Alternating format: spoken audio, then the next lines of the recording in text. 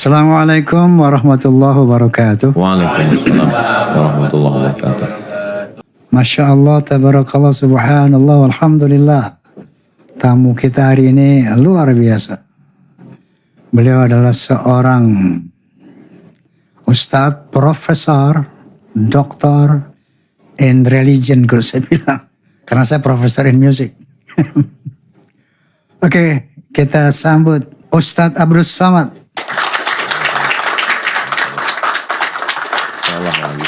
Assalamualaikum Ustaz. Waalaikumsalam warahmatullahi wabarakatuh Bang Haji. Alhamdulillah. Bekhair Ustaz. Bekhair, sehat Bang Haji. Alhamdulillah. Terima kasih banyak Ustaz Antum telah menghadiri undangan kami. Yang saya tahu Ustaz begitu sibuk sekali. Keliling-keliling gak pernah berhenti. Ya, saya lihat di YouTube itu luar biasa. Alhamdulillah Ustaz bisa hadir di sini. Alhamdulillah. Tentunya tujuannya bahwa banyak pemirsa juga Forsa yang ingin lebih dalam lagi mengetahui tentang Man Abdus Samad. Masya Allah. Tentunya beliau juga ingin terinspirasi dengan keberhasilan Ustadz. Iya Bang Haji. Baik Ustadz, saya nanya nggak apa-apa kan? Masya Allah, kami banyak terima kasih bisa ketemu dengan Bang Haji. Bang Haji menjadi inspirasi buat kami. Yang benar. Iya. Karena lagi direkam. Masya Allah, Masya Allah. Begini Ustaz, pertama mohon izin, Abdus Samad. Itu nama yang diberikan luar biasa, Abdus Samad. Ustaz dari berapa keluarga kira-kira? Saya anak pertama, adik satu orang laki-laki. Cuma berdua? Berdua aja. Masya Allah, warisannya banyak tuh Ustaz. Kami keluarga yang bisa dibilang kaya-kaya 7 turunan. Cuman saya keturunan yang ke-8.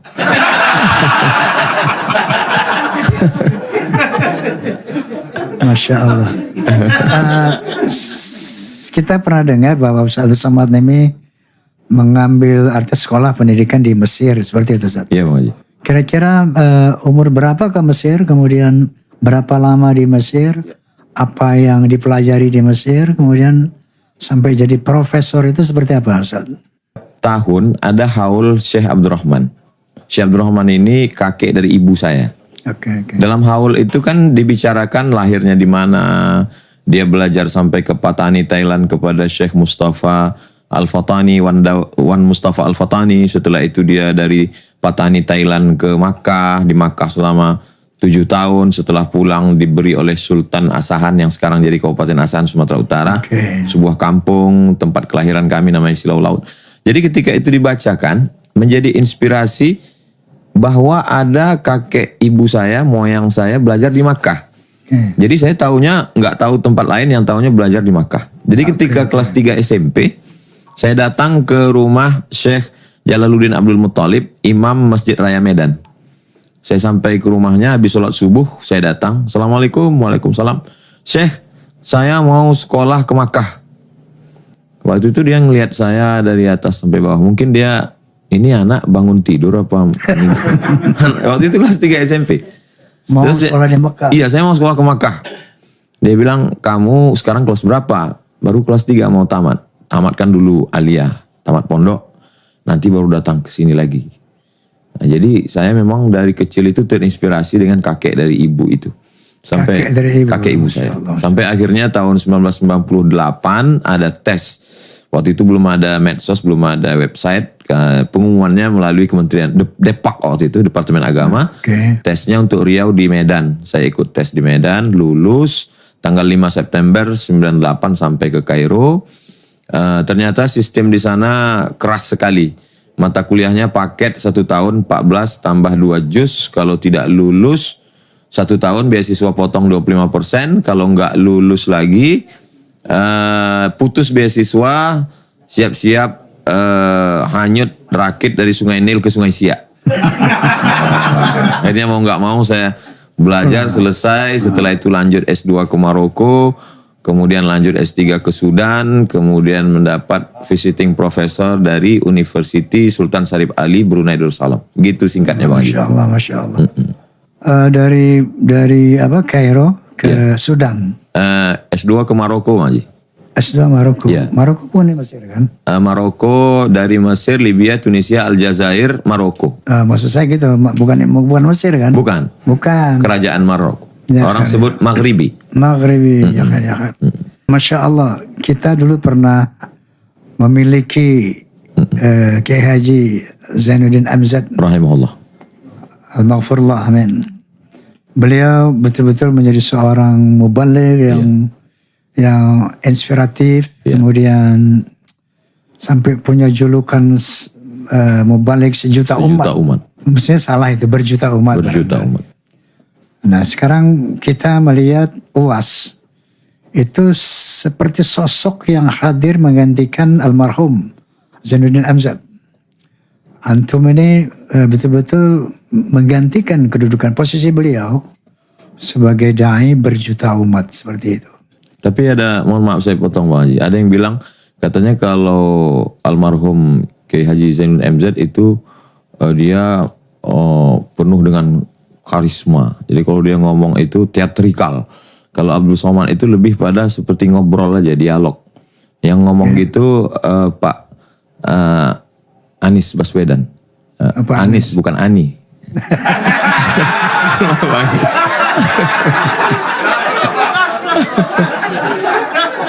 Dia pernah ngomong gitu Bang Haji. Masuk.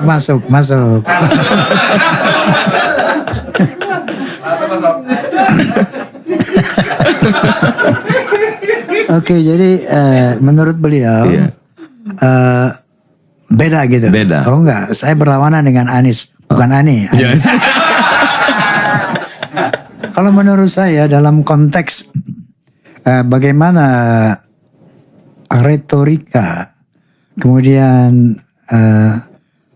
membuat meyakinkan orang dengan secara teatrikal, antum memiliki itu Ustaz, ya. Maka saya berani mengatakan bahwa antum itu sebetulnya betul-betul penerus lah. Walaupun bukan saya katakan duplikasi, tidak. Tetapi dalam konteks kemasyhuran, dalam konteks ilmu barangkali berkurang berlebih ya. Tapi kalau Kiai Zainuddin bukan profesor, antum profesor. Beliau di atas profesor. Beliau di atas profesor. Saya hanya ujian akhir semester. Memang kalau orang tinggi merendah.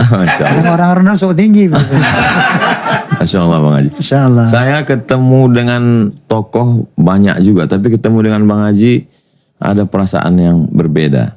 Saya kembali ke masa kecil saya. Dulu ketika masih kecil di kampung, kalau ada layar tancap filmnya Bang Haji, kalau Bang Haji kalah dipukul nangis. Gitu. Makanya saya kembali ke masa lalu. Andai orang tua saya masih ada, dia pasti senang sekali melihat. Termasuk saya. Anda nangis waktu itu maksud saya? Iya, kami nangis kalau Bang Haji kalah. Berdoa, ya Allah menangkan Bang Haji ini. Karena dia pembela kebenaran di situ kan. Masya Allah. Ustadz Abdul Somad ini pernah menjadi satu satu sentral perhatian di Republik ini ketika beliau diminta untuk mendampingi Prabowo sebagai wakil presiden. Saat itu ini atas permintaan para ulama waktu itu. Tapi Ustadz Somad dengan tegas menyatakan tidak mau. Kita kira-kira alasannya apa Ustaz? Ada seorang pemikir konseptor yang juga pemimpin komunis. Saya tidak senang dengan komunis, tapi ucapannya ada benarnya. Kata Lenin, pilihan raya, kata orang Malaysia, pemilu itu yang menang itu bukan yang banyak suaranya, tapi siapa yang ngitung. Yang menang itu siapa yang menghitungnya. Yang menghitung? Iya, siapa yang menghitung, bukan siapa yang milih. Saya yakin banyak yang milih saya, tapi yang ngitung bukan mereka. Dan saya kalau maju, saya nggak wakil presiden, saya presiden maju. Decision maker. Itu sebabnya Ustaz. Ya. Kita mesti pada 3 tahap. Yang pertama, ketemu dengan voter, pemilih. Yang kedua, pada saat hari pencoblosan, jangan sampai kena serangan pajar. Yang ketiga, siapa yang menghitungnya? Karena bisa saja di situ 18 jadi 180 karena musuh kita. Bisa saja di situ kita 500 jadi 50. Bisa jadi 5 suara. Karena bisa saja dimainkan dan kita tidak punya uang untuk membayar saksi. Kok rasa-rasanya seperti udah 2024 Bang Haji?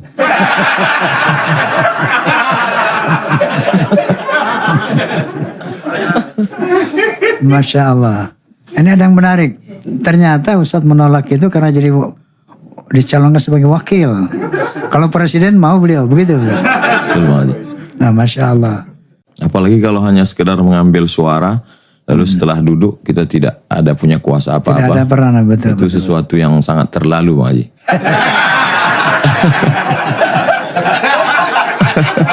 Awas, tepuk tangan Pak.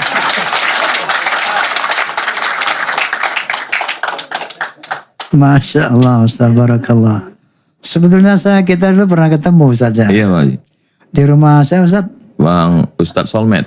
Di Ustaz Solmed, waktu itu beliau lagi ada acara apa gitu Acara ya. pengajian, cuman waktu itu kita nggak bisa ngobrol karena banyak sekali mak-mak garis keras.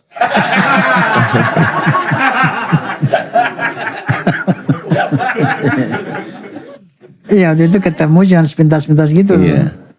Dan waktu itu, Tapi saya menatap Bang Haji terus di situ. oh ya, Iya, karena ya itu mengenang. Saya kan setiap anak-anak kecil itu kan punya lagu kan. Anak ini lagunya ini, anak ini lagunya ini. Jadi saya penasaran, anak saya nyanyi, saya tanya almarhumah mak saya. ya. Mak, dulu aku waktu kecil lagunya apa? Kata dia, kau waktu kecil nyanyi itu sampai keluar leher. Ikutu pasang. Saya tanya, apa artinya? Sungguh terpaksa. Jadi saya masih kecil udah ngefans sama Bang Haji. Masya Allah. Masya Allah, tabarakallah. Nah ini kita mau gali ilmunya nih sekarang. Ustadz kan tempornya rame itu kan. Saya penyanyi nih Ustadz. Ya. Tiba-tiba ada saudara kita mengatakan nyanyi itu haram. Ya. Gitar harus dihancurkan. Sampai semua hancurin gitar. Mas. Ya. Semua berhenti nyanyi aja nih. Ini jangan-jangan enggak ada gitarnya udah hancur semua Bang. Barangkali Ustadz bisa menjelaskan mengenai musik haram itu seperti apa. Walaqad zayyana as-samaa ad-dunya bizinatinil kawakib. Kami hiasi langit ini dengan perhiasan bintang gemintang. Kata Syekh Yusuf Al-Qardawi, kalau mata begitu nikmatnya melihat bintang, maka telinga juga perlu sesuatu yang nikmat. Apa itu? Suara yang indah. Ya. Kalau sudah tiada. Itu kan ada sesuatu yang indah di telinga kita. Masya Allah. Dan para imam-imam itu menampilkan suaranya dalam lantunan lagu. Sika, Nahawan, Jaharka, Ras dalam lagu. Jadi saya nggak ngerti lagu. Saya tanya itu salah seorang imam juara musabaqah tilawatil Quran di Rokan Hulu Riau. Saya tanya, Ustadz, itu Imam Masjidil Haram kalau nyanyi ada lagunya nggak kalau sholat? Baca Fatihah. Ada kata dia. Alhamdulillahirabbil alamin. Ar-Rahmanir Rahim. Itu ada lagunya. Kalau kita baca Fatihah nggak pakai lagu gimana? Alhamdulillahirabbil alamin. Itu bukan ngaji, itu ngamuk. Jadi dalam keindahan itu justru kadang hidayah itu masuknya lewat yang indah-indah itu. Makanya kalau perdebatan itu begitu panjang, saya selalu cut saja langsung dengan Fiqhul Aghani wal Musiqa, fikih musik yang ditulis oleh Syekh Yusuf Al-Qardawi. Kesimpulannya dia katakan al-ghina mithlul kalam. Lagu itu sama seperti omongan. Kalau maknanya baik, mengajak kepada dakwah, ya baik. Tapi kalau maknanya jelek, mengajak pada perbuatan maksiat, ya tidak baik. Jadi lagu itu sering sekali diciptakan oleh orang pada suatu kondisi psikologis, keadaan.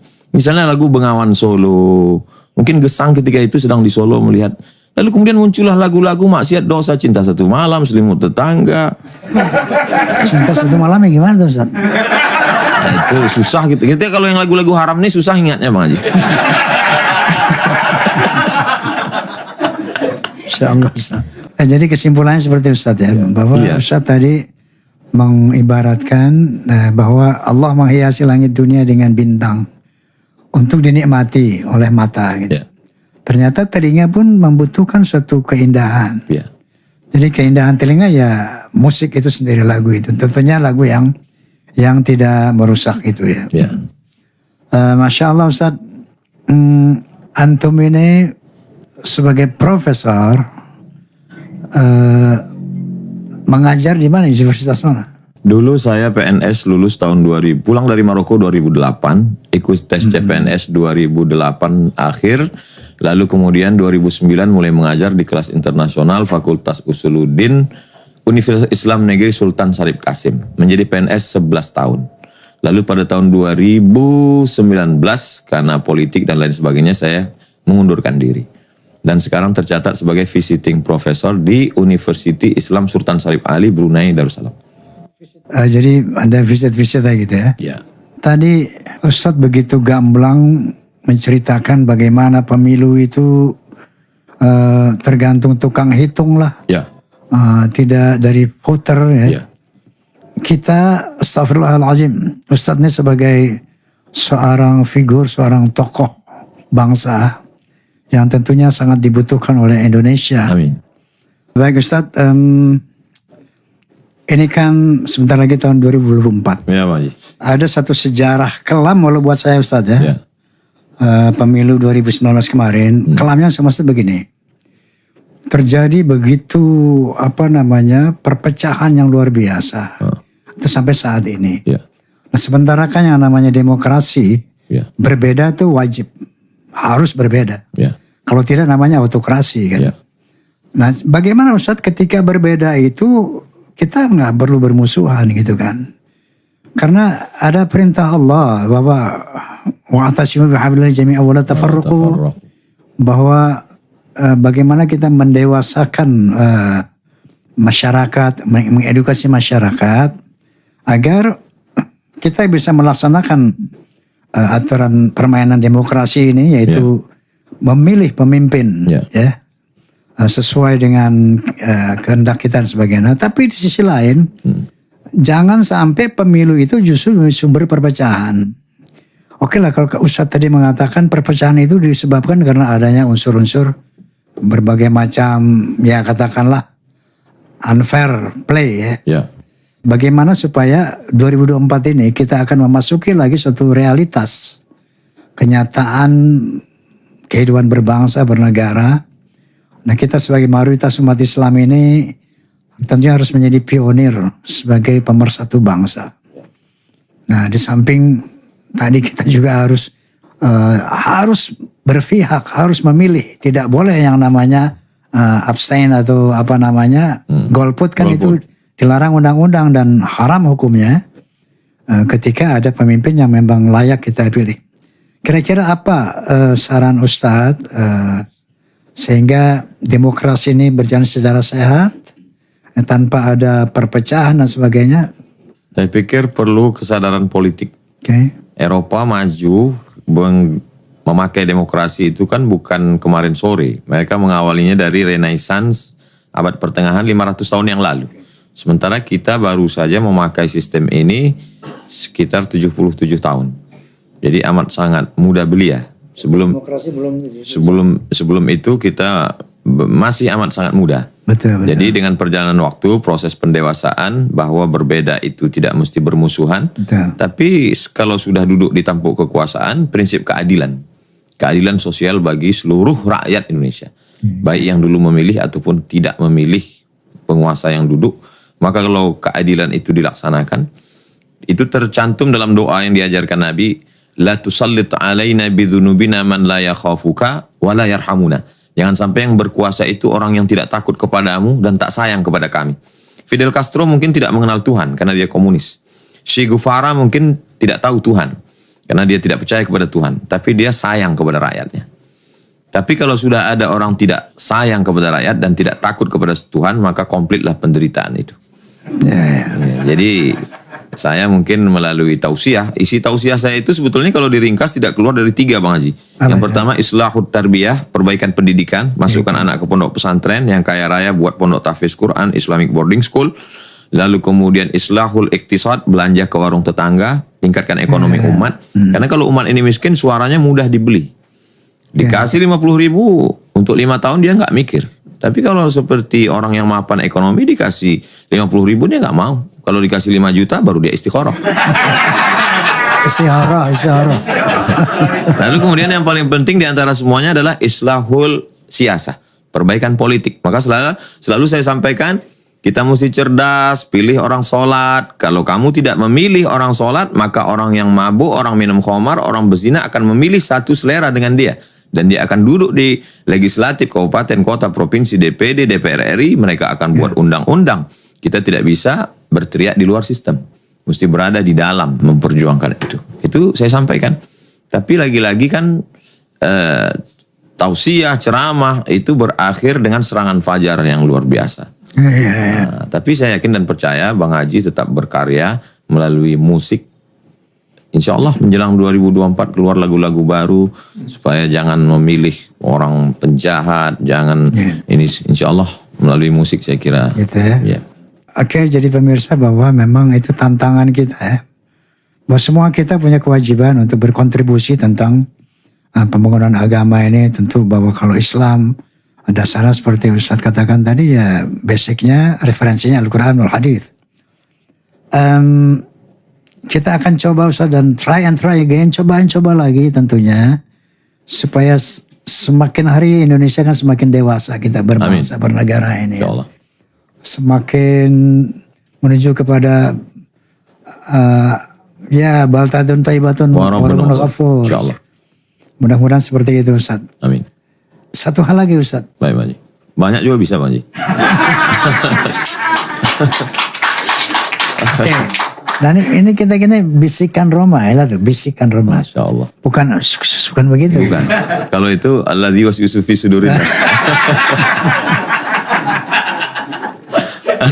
Ini bincang asik. Bincang asik. Barangkali Ustadz juga ada yang mau diapakan sama saya misalnya. Dunia musik nih Bang Haji kan selalu dia circle-nya itu maksiat. Ya. Khamar, zina, pergaulan bebas. Ya. Kok bisa-bisanya Bang Haji istiqomah menarik musik ini ke dakwah? Sebenarnya basic Bang Haji ini apakah ustadz yang nggak jadi atau gimana? Masuk dua. Oke. Masuk. Ustadz, saya mengaji secara ya tradisional. Dulu waktu saya masih kecil, kalau ada orang tua ngaji saya ngintip gitu kan, saya dengar. Ada ibu-ibu ngaji saya ngintip, saya dengar gitu, curi-curi dengar. Waktu saya masih kecil. Nah kemudian begitu saya dewasa, saya biasa bawa Quran kecil. Dulu belum ada gadget kan. Iya. Belum ada Quran di HP. Quran kan? kecil. Makanya saya sering bilang, Bang Haji mesantren di mana saya sering bilang saya mesantren di kolong piano. Dan itu betul. Di studio rekaman itu ada grand piano. Yeah. Nanti Ustadz kalau ke studio saya bisa lihat tuh grand piano. Di bawah itu kita bisa tiduran gitu. Nah ketika istirahat rekaman, saya buka-buka Quran di bawah piano itu. Di kolong piano itu. Kadang-kadang saya belajar sendiri. Nah ketika bakat musik ini kan minallah, artinya given ya. Yeah. Dari kecil saya suka menyanyi, nggak bisa dibuang itu. Saya mau buang-buang nyanyi terus nggak bisa. nyanyi lagi. Nah sementara ibu saya nggak suka orang nyanyi. Oh. Kenapa? Karena saya bukan ibu saya aja. Semua orang tua kita saat itu nggak suka anaknya menjadi seniman. Yeah. Kenapa? Tidak ada masa depan waktu itu, belum menjadi industri. Jadi kalau saya nyanyi, Mau makan apa? ngomel lah ibu saya tuh. Oma nanaunan silangit teh ciciluan wae cenah. Ngerti kan itu? Ngerti kan tuh? Paham lah. Masa nyanyi terus mau dan seterusnya. Diajar kan ya asing jadi dokter tuh gitu. Maunya jadi dokter aja apa kayak gitu. Bahkan ketika saya lagi pacaran pencinta monyet, masih muda pacaran. Ibunya tanya, kamu mau sama si Oma? Emang lu mau makan senar? Makan senar. Sampai begitu. Artinya musik itu memang hopeless. Dan ibu itu pasti nyesal ya. Jadi emang gak ada masa depan gitu saat itu. Tapi itu kan bukan soal how to make money, tidak. Tapi ya jiwa kan. Nah, ketika saya terjun di musik Ustaz, saya melihat berbagai macam kemaksiatan. Yang Ustaz bilang tadi. Yang namanya tarikus sholah pertama. Kalau kita mau sholat dikatain Ustaz. Lo kayak santri aja lo, begitu. Terus yang kedua pergaulan bebas gitu ya. Bebas banget itu. Yang ketiga itu syarbul khamar. Itu dulu yang pemain band, pemain orkes, pemain gambus sekalipun minum Ustaz. Cuman beda kalau pemain gambus, birnya ditaruh di apa tuh? Ceret, di teko. Baru di teko dituang ke gelas gitu. Jadi kayak air teh gitu. Padahal bir Ustaz. Padahal bir juga itu. Kalau yang gambus gitu ya. Jadi saat itu terjadilah keresahan di jiwa saya Ustaz. Saya resah banget sampai doa saya itu kepada Allah. Tiap habis sholat nih, ya Allah, seandainya musik ini memperlebar jalanku ke neraka, tolong cabut ini. Tapi kalau bisa membawa kepada keridhaanmu, bimbing aku ya Allah. Beri aku hidayah, bimbing aku. Itulah doa saya senantiasa. Nah akhirnya memang pada 13 Oktober 73, saya deklarasikanlah Sonata sebagai The Voice of Muslim. Di situ saya punya komitmen untuk menjadikan musik sebagai media dakwah. Tentunya kontroversinya gila Ustaz waktu itu. Saya sampai di sidang di MUI waktu itu kan. Karena ada isu macam-macam lah gitu. Nah kita kira-kira begitu Ustaz bahwa ini karena semua. Ada fenomena saya lihat sekarang Pak Haji. Artis kalau dia sudah hijrah, dia meninggalkan musik. Itu. Padahal mestinya khiyarukum fil Islam, khiyarukum fil jahiliyah, khiyarukum fil Islam. Kalau ketika sebelum Islamnya dia panglima perang, setelah dia Islam, dia tetap panglima perang juga. Seperti Khalid bin Walid. Jadi mestinya ketika sebelum hijrah dia pemusik, setelah hijrah dia mesti bermusik juga. Cuman musiknya itu yang berubah. Betul. Pada dakwah. Jadi bukan meninggalkan. Banyak sekarang orang bisnismen ketika sudah hijrah, bawaannya mau mati besok. Terus dunia ini diisi siapa? Jadi ini perlu. Jadi Bang Haji, itu pertanyaan saya tadi, apa yang memotivasi Bang Haji dan kenapa Bang Haji bisa selamat? Kenapa karya-karyanya itu dakwah? Karena kalau ditemukan formula itu, kita bisa menyelamatkan seniman-seniman muda ini. Sehingga mereka berkarya, beban ceramah ini bisa berbagi dengan musik religi. Tidak terlalu berat lagi ceramah ini. Apalagi bisa seperti Bang Haji dulu berkolaborasi dalam nada dan dakwah. Itu gimana ceritanya Bang Haji? Waktu itu Zainuddin almarhum. Sebetulnya yang host ini siapa nih Bang Haji?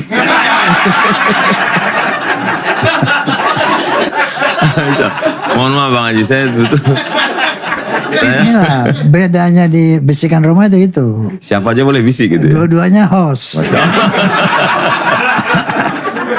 Nggak ada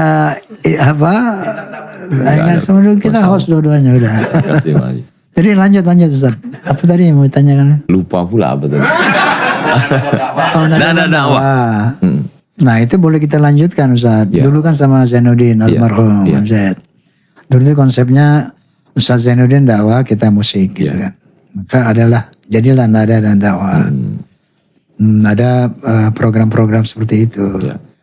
Dulu Zainuddin Roma. Kalau sekarang UAS dan Roma kan keren kita lagi.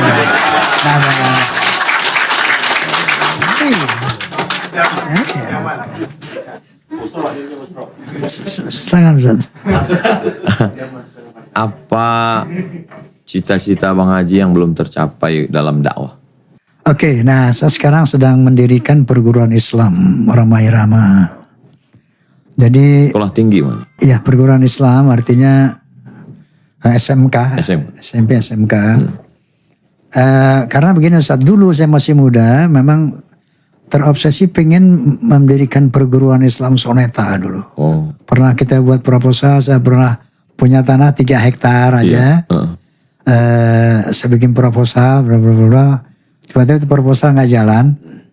Akhirnya tuh tanah saya jadiin kandang ayam. Saya pelihara ayam, udah 3.000 ayam. Gak lama datanglah itu wabah apa namanya, flu burung mati. Alhamdulillah mati semuanya Ustaz, nggak satu pun yang hidup. Akhirnya saya jual tuh tanah gitu. Nah sekarang di akhir hayat ini muncul lagi tuh keinginan keras itu.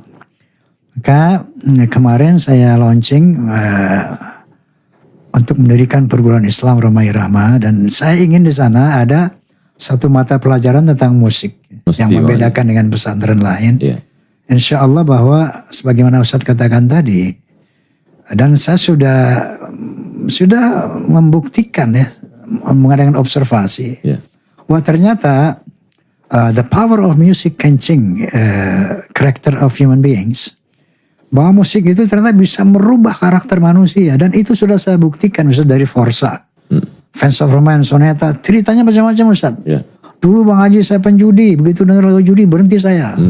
Dulu saya begitu dengar saya berhenti, banyak yang berubah. Artinya begitu efektifnya musik kalau Diisi dengan dakwah. dikelola, diisi dengan baik, dan dakwah dalam musik itu ternyata nggak mudah Ustaz. Bukan artinya lirik religi dimasukkan ke dalam dendangan sebuah lagu. Bukan sekedar. Tidak sekedar itu. Ada satu teknik-teknik yang pertama bahwa dari kitanya. Ya ayyuhalladzina amanu lima ya. Taquluna ma la taf'alun. Kabar maqtan la taqulu ma la taf'alun. Ini dulu pertama. Bahwa kita harus membuat lagu-lagu yang bisa kita lakukan. Baru nyampe itu kan, dari hati sampai ke hati gitu. Nah kemudian baru secara teknis bagaimana meramu musik dakwah itu. Nah itulah kenapa saya ingin mendirikan perguruan Islam. Tentunya di samping kitab-kitab kuning dan sebagainya, saya ingin sekali musik ini ternyata bisa efektif untuk menjadikan suatu media dakwah dan untuk mengantisipasi bahwa kita semua manusia ini punya sense of arts, punya jiwa seni siapapun itu.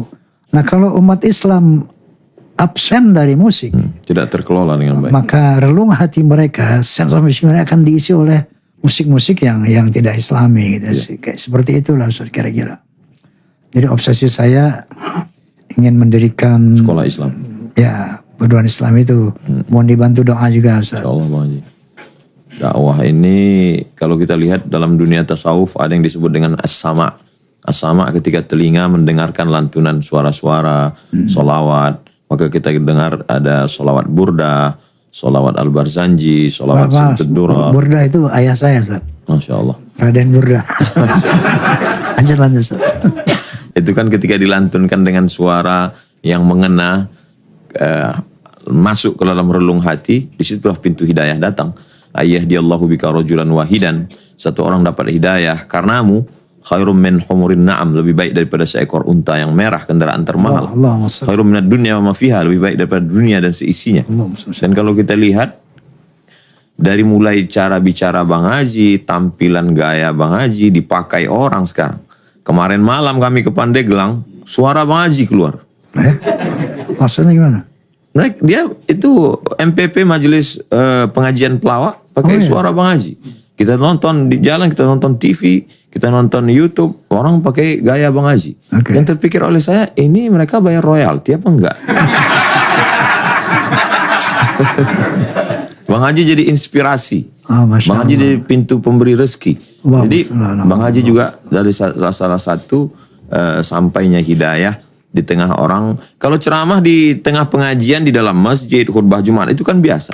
Tapi begitu menyampaikan ceramah di lingkungan, itulah sebenarnya dakwah itu.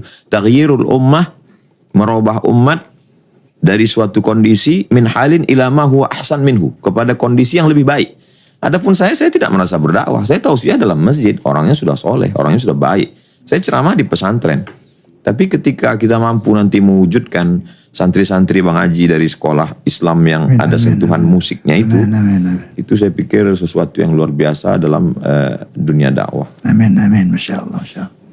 Ada nggak amalan-amalan khusus Bang Haji? Saya kadang melihat pemuda-pemuda hijrah ini saya bingung juga. Mereka ganteng, kaya, terkenal, kok bisa-bisanya taubat gitu? Apa nggak nunggu mati aja dulu gitu?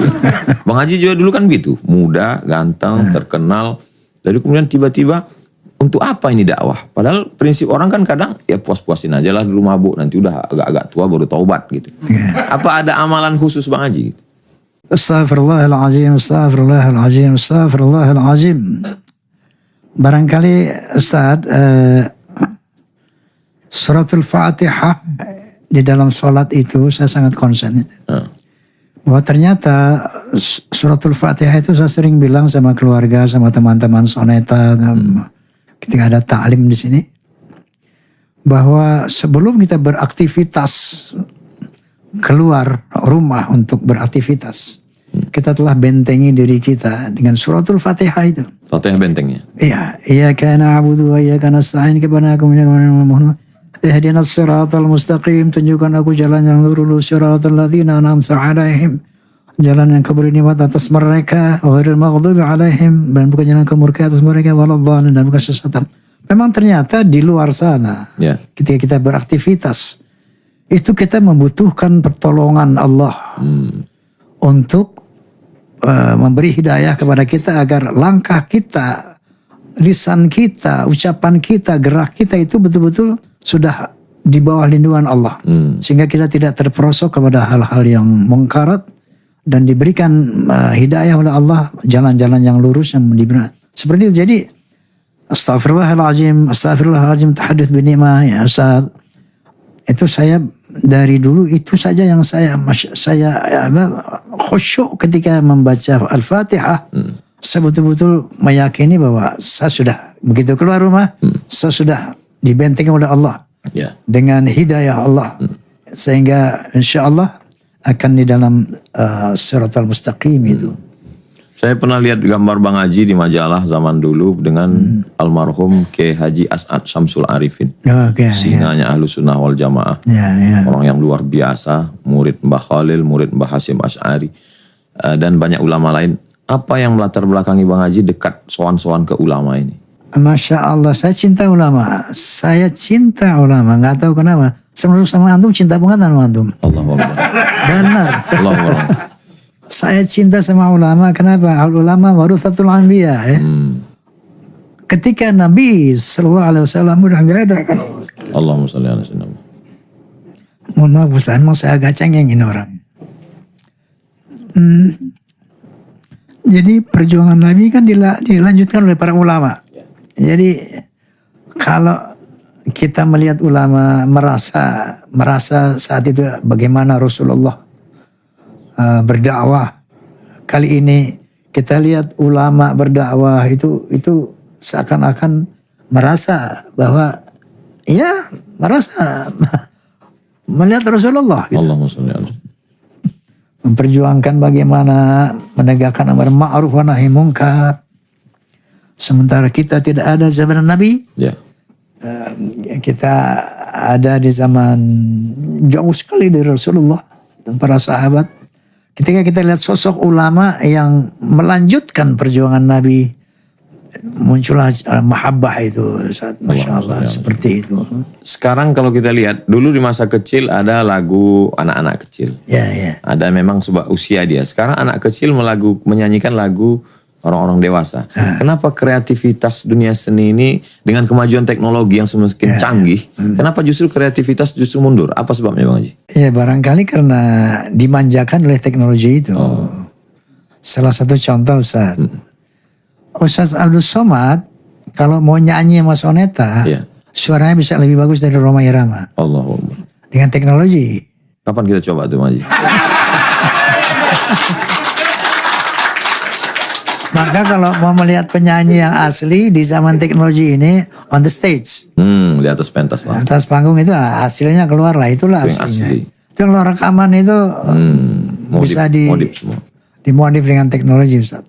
Nah karena dimanjakan oleh teknologi sehingga ininya nggak jalan akhirnya. Otaknya nggak jalan.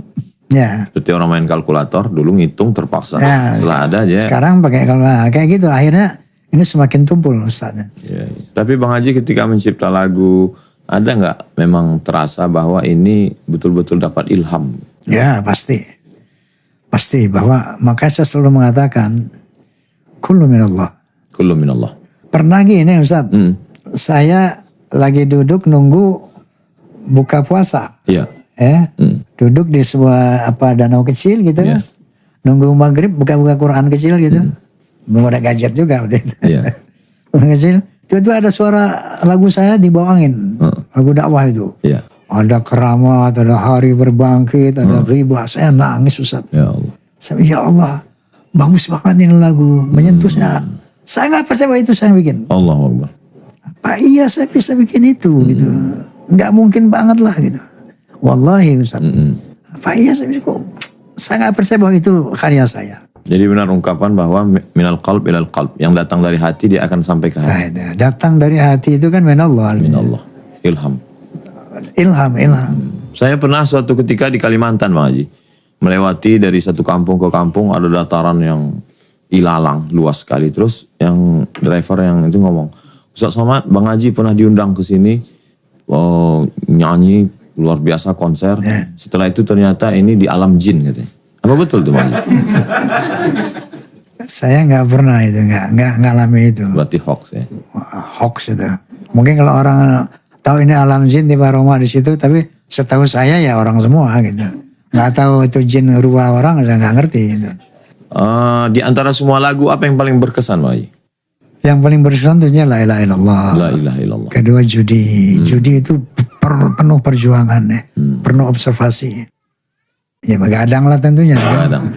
Begadang itu legend banget dan sampai luar biasa. Sampai hari. Karena ada dunia ini kan ada pasang surutnya Bang Haji. Betul. Setiap zaman ada tokohnya, setiap tokoh ada zamannya, setiap masa. Likulli zaman rijal.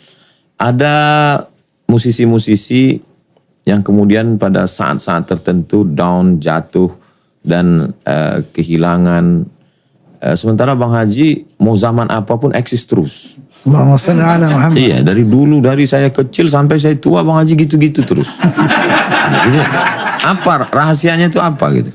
Masya Allah, rahasianya syukur. Syukur. Allah Subhanahu wa taala berjanji la in syakartum La la zidannakum. Kalau kamu pandai bersyukur akan ditambah. Ternyata janji Allah itu benar. Cuman bagaimana implementasi syukur itu? Ya. Pertama yaitu tentu kan harus bersyukur, berterima kasih kepada Allah. Ya. Caranya taat, takwa kepada Allah. Ya. Jalankan perintahnya, jauhkan larangannya. Yang kedua, apa yang Allah berikan kepada kita ini, kepada saya ya bakat musik. Itu harus dijaga, ditingkatkan, jangan pernah berhenti. Meningkatkan kualitas itu. Jadi maka dalam rangka mensyukuri nikmat Allah, tidak ada satu hari tanpa melatih vokal. Tidak ada satu hari tanpa melatih finger untuk bergitar. Nah itu sebabnya barangkali sababiahnya yang Allah mengatakan la in syakartum la azidannakum. Mengimplementasi syukur itu di samping melaksanakan perintah Allah menjalankan larangannya, apa bakat yang diberikan kepada kita itu yang harus dijaga terus gitu. Jangan kalau kita misalnya gue udah apa itu tidak bersyukur, nah kufur. Cara bersyukurnya begitu. Ya menurut saya itulah implementasi syukur. Iya. Kalau Bang Haji ngelihat kreativitas anak-anak muda sekarang, apa yang terjadi dengan anak muda sekarang? Dunia musik khususnya. Ya artinya begini bahwa dulu kan Bang Haji misalnya ada orang di kampung punya bakat. Untuk jadi terkenal itu kan melewati proses yang begitu panjang, mesti ke televisi juga sulit. Sekarang kan orang tinggal viral, dikit-dikit viral. Cepat viralnya, cepat hilangnya. Nah itu satu sisi positifnya dia seleksi alam, seleksi manusia. Tapi di sisi lain persaingan juga makin ketat. Jadi kalau ada anak-anak bangsa ini yang punya bakat seni seperti Bang Haji beberapa puluh tahun yang lalu, apa yang mesti dia siapkan? Ini host beneran ini. Jadi begini Ustaz, yang harus dipersiapkan sebetulnya itu tadi bahwa kembali syukur-syukur itu, bahwa astagfirullahaladzim. Implementasi syukur itu Ustaz. Bahwa jangan pernah merasa bahwa ini gue loh, gue gitu kan. No. Hilangkan keakuan. Iya, bahwa kullu minallah. Allah. Kullu minallah. Masya Allah artinya kalau kita menyadari la haula wa la quwwata illa billah itu Masya Allah. Itu Masya Allah. Misalnya banyak satu momen ya. Ketika kita mau perform, ada satu hambatan misalnya suara kita lah apa kita. Itu Masya Allah. Yang bisa menggambarkan ya Allah ini. Saya mau perform ya Allah. Itu kan. Enggak bisa kita melakukan. Lalu Allah kasih sababiahnya. Kalau Ustaz tadi menanyakan apa yang harus dipersiapkan. Ya syukur itu. Latihan, vokal, ya, finger. Syukur dalam arti yang sebenarnya gitu loh. Karena ibarat filosofi solat kan tidak boleh ada kosong. Kalau kosong dia akan diisi setan. Jadi segmen ini kalau tidak diisi dengan segmen religi, dia akan diisi dengan non religi. Betul. Karena itu pasti ada peminatnya. Jadi saya setiap kajian saya selalu memberikan tausiah 60 menit. Kira-kira 15 menit saya bersolawat. Allahumma salli ala sayyidina Muhammad wa ashghili zalimin bizalimin wa akhrijna min bainihim salimin wa ala alihi wa sahbihi ajma'in sallallahu rabbuna على النور المبين أحمد المصطفى سيد المرسلين وعلى آله وصحبه أجمعين وعلى آله وصحبه أجمعين. Kira-kira udah lulus belum Bang Haji? Maksud saya pernah hadir dalam suatu majelis habaib, saya tanya, kenapa di majelis habaib itu ada solawat pukul-pukul baru baca kitab lagi. Habis itu solawat lagi baca ini. Kenapa? Kata dia untuk menghidupkan kalbu, untuk membangkitkan semangat supaya fresh lagi. Itu yang saya ambil. Jadi seandainya setelah tausiah tentang politik, tentang ekonomi umat, kita bangkitkan semangat, Allahu Akbar, lalu diisi dengan lagu Bang Haji, dia mulai semangat lagi, kendor lagi. Itu mimpi yang luar biasa bisa kolaborasi dengan Bang Haji. Allahu Akbar. Next. Masya Allah. Anak-anak muda ini sekarang kehilangan tokoh Bang Haji. Jadi ketika melihat Bang Haji imam, tausiah, mantap, lagunya juga, suaranya juga, saya terpikir gimana mengkloning makhluk seperti ini. Ini kan makhluk-makhluk unik yang hampir punah Bang Haji. Seperti Jurassic Park, dinosaurus. Hampir punah nih, udah 75 maksudnya ini. Udah hampir punah. Gimana Nabi selalu kalau ketemu dengan orang yang baik, katsarallahu amsalak. Semoga Allah memperbanyak orang seperti kamu. Katsarallahu amsalak. Orang memperbanyak orang seperti kamu. Gimana memperbanyak orang seperti Bang Haji? Begini Ustaz, pernah anak saya Vicky, dia musisi. Juga ada Ridho, dia musisi. Pernah bertanya kepada saya, bagaimana berdakwah dalam musik Pak? Saya bilang itu non akademik. Kalau kamu bertanya sama Papa, di mana akord A minor, Papa gak bisa kasih tahu.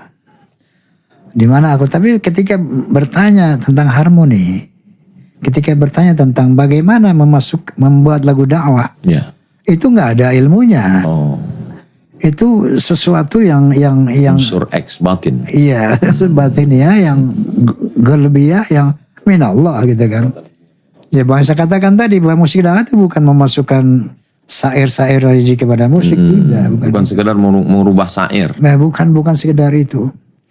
Tapi antara lirik sama notasi harus kawin, sama beat harus kawin,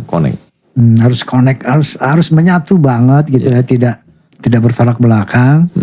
Nah, dan itu tadi faktor utamanya adalah ya ayyuhalladzina amanu lima taquluna ma la taf'alun kabura maqtan an taqulu ma la taf'alun. Sesuai dengan perilaku. Ya, jadi kita harus betul-betul sebelum menyanyikan itu, membuat itu, kamu dulu laksanakan itu. Kalau enggak nanti yang terjadi anti dakwah, bukan dakwah gitu. Anti dakwah, mental. Iya. Perjalanan hidup Bang Haji yang luar biasa panjang itu tentu ada jatuh bangunnya. Lalu kemudian ketika dalam menjalani hidup itu apa yang membuat bisa bangkit? Sekarang ini kan karena COVID down. Lalu kemudian di berbagai hal dalam dunia politik, dalam dunia bisnis, Yang membangkitkan itu apa Bang Haji? Itu saya rasa hidayah Ustaz. Astagfirullahaladzim. Banyak hikmah dalam COVID itu ternyata. Dalam COVID? Dalam COVID banyak hikmah yang kita dapat. Di sana kita bisa lebih dekat kepada Allah. Bisa menggali lebih dalam ilmu-ilmu Allah yang selama ini kita nggak sempat katakanlah. Iya. Banyak waktu luang. Banyak waktu luang yang itu bisa kita manfaatkan hal yang positif, konstruktif. Seperti itu Ustaz. Ngomong sama Ustaz nih asik ya, bisa panjang-panjang. Cuman tadi ada whiteboard diangkat. Ustaz Somad mau langsung lagi. Tolong selesai aja, kasihan Ustaz Somad. Begitu tadi. Jadi ditutup aja Pak Haji. Ustaz Somad mau ada acara lagi gitu. Baik Ustaz. Terima kasih atas kehadirannya. Kami semua terima kasih untuk. Masya Allah, mudah-mudahan next kita bisa lanjut itu nada dan doa. Ini baru mukadimahnya Pak Haji. Jadi beliau tadi sudah biar didengar oleh teman-teman Fahmi Tamami. Iya. Saya Ustaz bersama telah bersedia untuk menjadi bagian dari Fahmi Tamami. Amin. Insyaallah. Sebagai pembina penguasa. Amin. Kehadiran saya bisa mendatangkan manfaat, bisa juga mendatangkan mudarat. Saya kalau pergi kemana-mana Bang Haji, itu jamaah datang bawa keripik, bawa kerupuk, bawa macam-macam, minta endorse. Jadi saya nggak nolak, saya buat. Setelah itu saya kasih tahu, kalau dengan saya endorse keripik ini jadi laku, share. Tapi kalau gara-gara ini orang nggak mau makan karena ini keripik radikal, jangan.